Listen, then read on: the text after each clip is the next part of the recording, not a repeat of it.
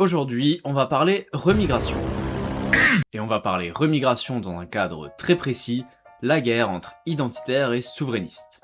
J'ai regardé 3 débats sur ce sujet entre plusieurs figures de ces deux camps politiques. Dans cette vidéo, on va analyser le plus récent des 3, François Asselineau contre Jean-Yves Le Gallou. L'idée, c'est qu'on reprenne ensemble le fil du débat, les temps forts et aussi les moments particulièrement flopesques avec quelques extraits, le tout en ayant une lecture critique. Et à la fin de la vidéo, on répondra à la question de savoir si les identitaires sont des gros racistes et la remigration un fantasme, ou est-ce que les souverainistes sont des gauchistes qui s'ignorent. C'est parti. Débat numéro 1, Asselineau, Le Gallou. Première mi-temps. Round 1. Fight! C'est Le Gallou qui est invité à prendre la parole en premier. Le propos est clair, c'est carré, immigration égale problème. Donc il faut un plan d'action en 4 temps. 1. Arrêt des flux entrants. 2. Remigration des clandestins. 3. Remigration des délinquants et criminels binationaux. Et 4. Remigration de ceux qui, je cite, n'apportent rien. Et puis, il y a ceux qui n'apportent rien à la production, ceux qui vivent, les étrangers, qui ont un permis de séjour régulier, mais qui vivent finalement de l'aide publique générale, et pour lequel il doit être possible, comme cela se fait en Suède aujourd'hui, d'engager un processus de retour. Enfin, et c'est important de le noter, il aura une petite phrase pour dire que tout ça, ça doit se faire de manière collective avec les autres États européens. On aura l'occasion d'y revenir. On peut en parler, on va rigoler, on va rigoler. Côté Asselineau, il partage sans réserve le constat selon lequel immigration égale problème. Ok sur l'arrêt des flux, mais il ne fait pas sien le terme de remigration et parle de favoriser le retour. À vrai dire, c'est que je vis en France, je suis pas sot, et je partage le constat que vient de faire M. Le Gallou. C'est qu'il y a effectivement une immigration qui est devenue torrentielle, notamment sous Macron, avec 300, 400, 500 000 personnes qui entrent chaque année, et que tous les sondages indiquent qu'il y a les Français, 75% des Français, qui considèrent qu'il y a trop d'immigration et qu'il faut arrêter. Parmi lesquels d'ailleurs, j'insiste, beaucoup de Français d'origine immigrée eux-mêmes, qui ne sont pas les derniers à trouver qu'il y a trop d'immigrés, contrairement à une légende. Donc je suis d'accord sur le constat, ça, il n'y a pas de problème. Et je suis d'accord aussi sur l'objectif que poursuit M. Le Gallou, qui est d'essayer d'arrêter l'immigration et voir éventuellement, pourquoi pas, de favoriser le retour. On a donc notre premier point de divergence de fond qui apparaît ici, puisqu'Asselineau n'est déjà plus tout à fait aligné avec Le Gallou sur le degré de la réponse à apporter au problème migratoire. D'ailleurs, il faut savoir que si le débat a vu le jour, c'est à cause de ça. Je vous propose qu'on revoie cet extrait, puis vous ferez vos réactions. Désolé de le dire, mais quand remigration, c'est ce que voulaient faire les nazis quand ils appelaient Evakuierung nach Osten, l'évacuation vers l'Est, et qui était de chasser, alors pas seulement les Juifs, mais il y avait aussi les communistes, il y avait les Slaves, mais en particulier les Juifs, l'évacuation vers l'Est, et qui était devenue une espèce d'euphémisme épouvantable pour décrire les envoyer dans les camps de la mort. Alors oui, avec un point Godwin aussi bien exécuté, en voyant cette maîtrise de l'invocation des heures les plus sombres qui n'a rien à envier au plus grand donneur de leçons de la bien-pensance médiatique, on a tendance à donner le point aux identitaires sur ce début de débat. Mais vous verrez au fur et à mesure de la vidéo, c'est moins simple que ça en a l'air. Je le répète, mais Asselineau ne nie pas les problèmes liés à l'immigration.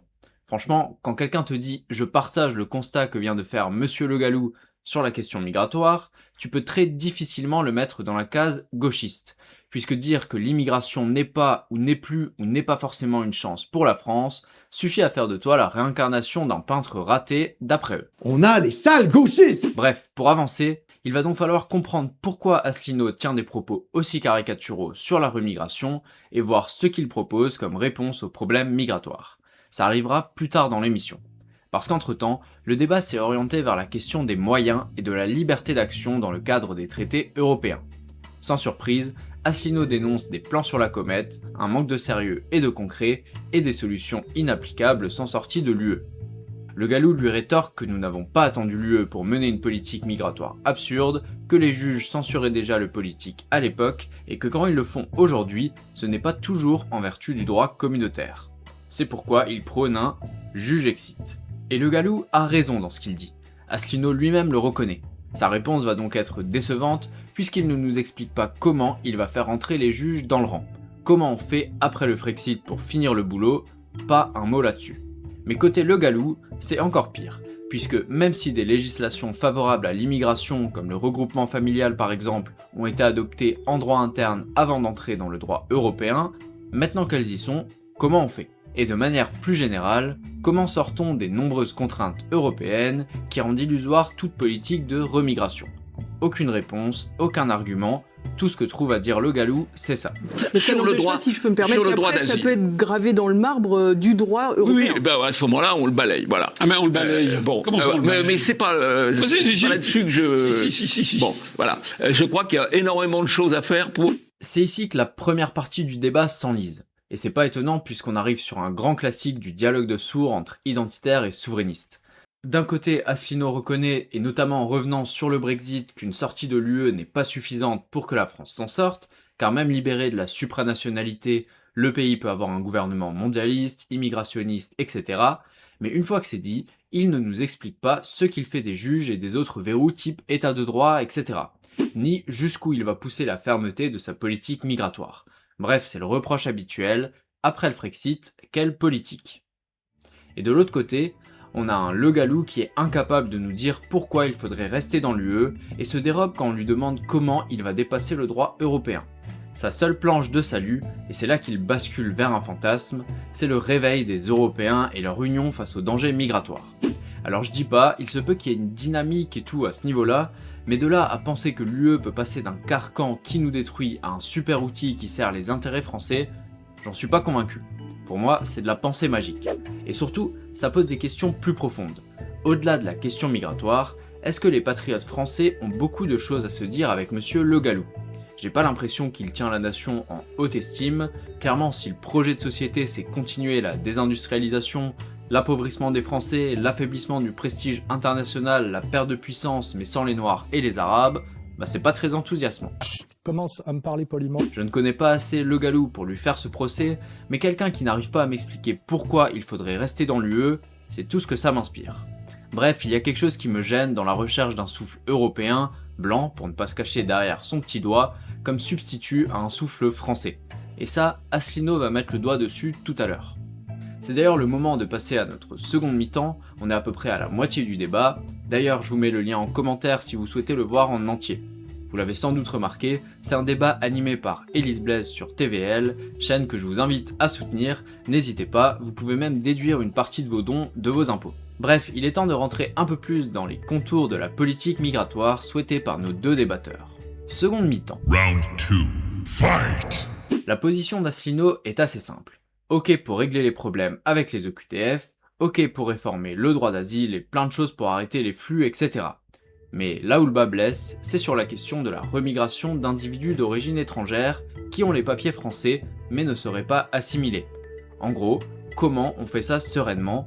Comment ça marche sans heurts, sans morts, sans guerre ? Historiquement, ça ne s'est jamais vu. Bref, pour lui, il y a quelque chose de dérangeant là-dedans et il faut se rendre compte de la difficulté à mettre un truc pareil en place. Pour Le Gallou, déjà, faut oser le dire, il y a un malaise. Il y a un problème avec cette nationalité qu'on a donnée à des gens qui ne se considèrent pas comme français. Et c'est vrai, ce malaise existe. Il distingue ensuite 3 catégories de binationaux. 1. Les assimilés, avec lesquels il n'y a pas de problème. 2. Les inassimilés non hostiles, qu'il faudrait encourager à repartir. Et 3. Les inassimilés hostiles, et là c'est une condamnation égale une déchéance de nationalité et remigration. Et surtout, Le Gallou insiste sur une chose, certes ça ne va pas très bien se passer, mais actuellement ça ne se passe pas très bien non plus. La guerre civile est en cours de chargement. Bref, il prône un radicalisme sans remords, sinon demain, c'est la merde. Et là, Asselineau va dire un truc qui peut paraître pas fou de prime abord, mais qui est très important en réalité. Nationaux. Bien sûr, parce que, si vous voulez, les binationaux, ça me fait penser, si vous voulez, c'est un peu comme les gens qui sont contre les fonctionnaires en général, et à chaque fois qu'on leur propose de supprimer des fonctionnaires, ils trouvent que c'est pas ceux-là qu'il faut supprimer. C'est pas vous qui allez défendre ça, j'imagine. Non, mais je le dis, non, parce que tout le monde connaît autour de soi des Français ou des pas Français d'origine immigrée, avec lesquels ça se passe très bien. Donc, si vous voulez... Si je peux me permettre, on en connaît aussi qui ça se passe moins bien. Voilà, mais qui donc décidera de cela ? Qui est-ce qui va décider de ça ? Jean-Yves Le Gallou. Non, mais oui, c'est ça. Ça paraît pas fou parce qu'on pourrait dire que ça tape à côté. Élise Blaise et Le Gallou réagissent directement en rétorquant que oui, mais il y en a avec qui ça se passe mal et qu'on peut fixer des critères objectifs comme des condamnations pénales, etc. Et je suis d'accord avec eux. Mais quand même, il y a quelque chose qu'on a tendance à oublier à droite. Tellement la gauche a forcé avec son regard angélique sur l'immigration, que la droite s'est mise à faire l'inverse. L'immigration est devenue absolument négative. Alors certes, on est face à un problème grave, je dis pas le contraire, j'ai déjà fait 2 vidéos sur la chaîne pour poser l'ampleur du phénomène. Simplement, je dis qu'on peut reconnaître ça, tout en osant voir ce que le sujet a de sensible et difficile humainement. Au grand mot, les grands remèdes, ok, mais comment fait-on pour que les grands remèdes ne touchent pas de manière aveugle des gens qui n'ont rien fait de mal, qui ont construit leur vie ici, qui se sont liés d'amitié ou d'amour aux autres, etc. Je reproche à la gauche de faire de l'angélisme, donc je ne vais pas en faire. Bien sûr qu'une politique raisonnable sur l'immigration sera nécessairement dure et entraînera des situations individuelles difficiles, c'est inévitable et on ne va pas sacrifier la France et aller vers des drames encore plus lourds d'ailleurs pour éviter ça. Bref, il y a un côté tragique. En tout cas, ce que je veux dire, c'est que vu le tragique de la situation justement, à droite, ne nous enfermons pas dans une vision aussi étriquée que les gauchistes, ne soyons pas caricaturaux, essayons de trouver des solutions justes, celles qui pourront éviter un maximum de douleur et enfin, sachons, au-delà des punchlines et des clashs, tenir un discours nuancé et empathique sur ces sujets. Encore une fois, sans se renier. De ce point de vue-là, est-ce qu'il faut assumer de prendre pour soi le terme de remigration et jusqu'où faut-il pousser le curseur ? Dites-moi ce que vous en pensez dans les commentaires. Bref, j'arrête là ma petite homélie. J'ai écouté l'homélie du père Attali et je suis encore un peu ébloui. Et terminons ce débat. Asselineau finit son propos en rappelant qu'au-delà des drames humains, comme on l'a déjà dit, de toute façon, Le Gallou n'a pas les outils pour faire quoi que ce soit puisqu'il ne veut pas quitter l'UE. On retombe donc dans la boucle de la première mi-temps, puisque Le Gallou rétorque que l'UE n'est qu'un des fils de la toile d'araignée. Et on arrive au moment où Asselineau met le doigt sur cette histoire de souffle européen. Je suis désolé, notre appartenance à l'Union européenne, ça n'est pas de la gnognotte, puisque d'une part, ça nous vole notre souveraineté et notre indépendance nationale, ce qui est quand même pas rien, et deuxièmement, ça véhicule une idée qui est absolument mortifère, c'est que la France est une vieille lune qu'il faut absolument laisser tomber et qu'on aura bientôt les États-Unis d'Europe. C'est-à-dire qu'on a un propos, lorsque les gens, je me rappelle, Sarkozy avait dit, là, en parlant justement des migrants ou des immigrés qui causaient des problèmes en France. La France aimait là ou quittait là. Mais il aime la France, monsieur Sarkozy. Quand il allait à un sommet sur la francophonie au Canada, il avait planté tout le monde pour aller voir le président des États-Unis. C'est-à-dire que dès qu'il avait trois jours de congé, il filait aux États-Unis. Donc l'un des principes fondamentaux de la sortie de l'Union européenne, c'est aussi de réenchanter, si j'ose dire, la France, et que les Français reprennent confiance dans leur propre patrie. Parce que c'est toujours comme ça que ça a fonctionné en France, avec les principes d'assimilation. C'est un mot que je veux remettre sur le devant de la scène. Et là, mine de rien, ce n'est pas rien. Il est là le vrai clivage, le vrai clash entre souverainistes et identitaires.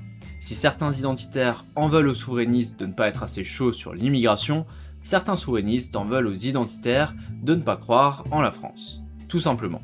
Et c'est fondamental, et je leur emboîte le pas bien volontiers.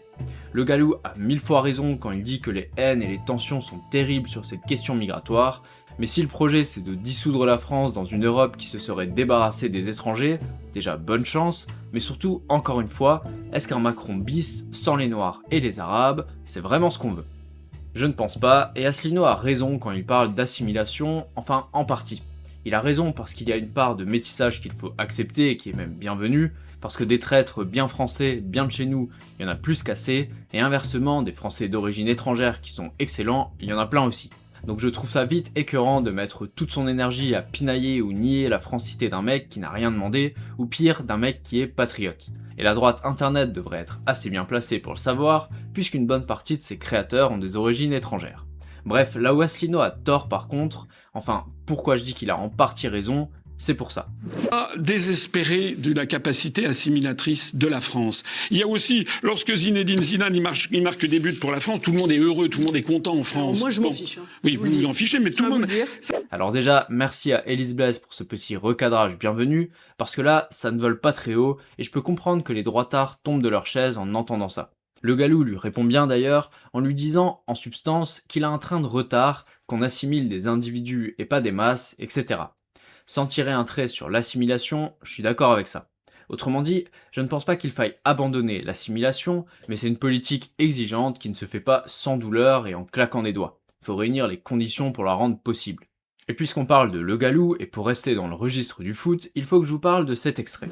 Si je peux me permettre, les Portugais, quand même, à chaque fois qu'il y a un match de foot, j'ai rien contre les Portugais, je constate. Oui. Je constate qu'ils ont toujours un drapeau portugais et qu'ils sont toujours en faveur de l'équipe portugaise, y compris quand elle joue contre la France. Oui. Ça ne vous choque pas? Non, parce mais quand c'est l'équipe marocaine ou algérienne, ça vous choque.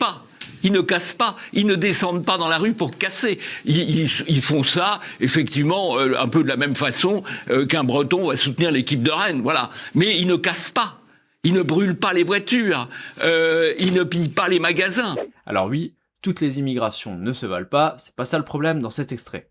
Je sais pas vous, mais perso, j'ai halluciné sur le fait qu'ils puissent mettre sur un pied d'égalité le breton et le portugais. Pour moi, c'est révélateur du point de vue du délire européiste dans lequel peuvent tomber les identitaires.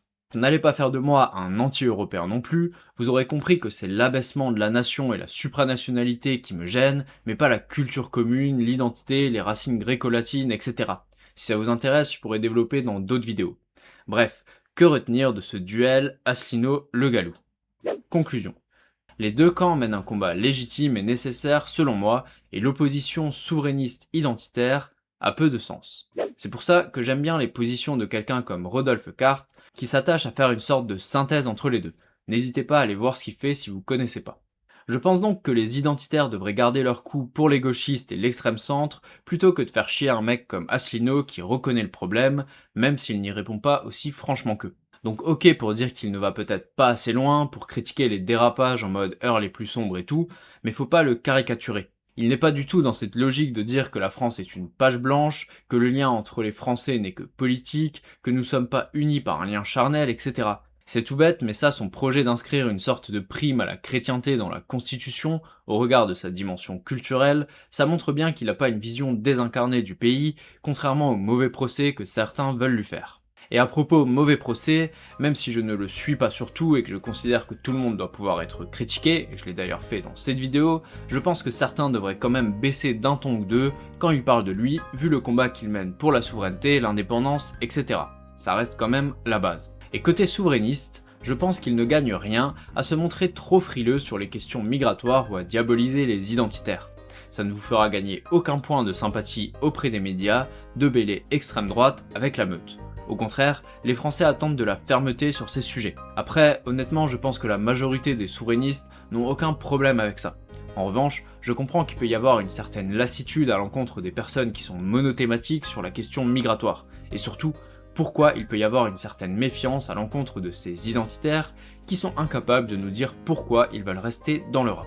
Bref, combattre aux côtés des identitaires oui, mais à condition qu'ils ne soient ni des eurobéas, comme dirait l'autre, vous avez oublié les eurobéas, ni des racistes, me paraît être une position très bien, et je parle bien d'authentiques racistes, pas de la définition des racistes selon la gauche, c'est-à-dire à peu près n'importe quel français qui n'est pas un sale gauchiste. Bref, dites-moi dans les commentaires si vous voulez que je traite des deux autres débats entre identitaires et souverainistes, ou pas forcément, ou s'il y a d'autres débats pour lesquels vous aimeriez bien voir une analyse, si vous auriez aimé que je laisse plus d'extraits dans la vidéo, ou si vous avez d'autres idées pour ce format d'analyse de débat. Dans tous les cas, n'hésitez pas à liker, partager pour aider la chaîne, vous abonner si ce n'est pas déjà fait. Merci et à bientôt, c'était Paul Marcellus.